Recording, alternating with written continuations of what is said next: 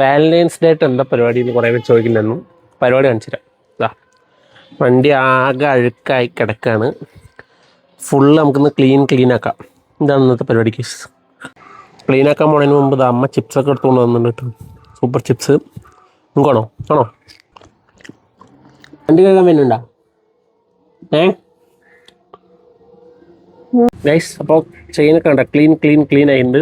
നമ്മുടെ brass chain ഉണ്ടോ? Brass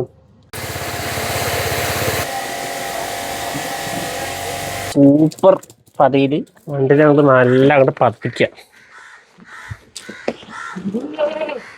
നമ്മൾ യൂസ് ചെയ്യുന്ന 5 രൂപേൻ്റെ മറ്റേ ലിക്വിറോളോ അങ്ങനെ എന്തോ കമ്പനീൻ്റെ ഷാമ്പു ഉണ്ടാ.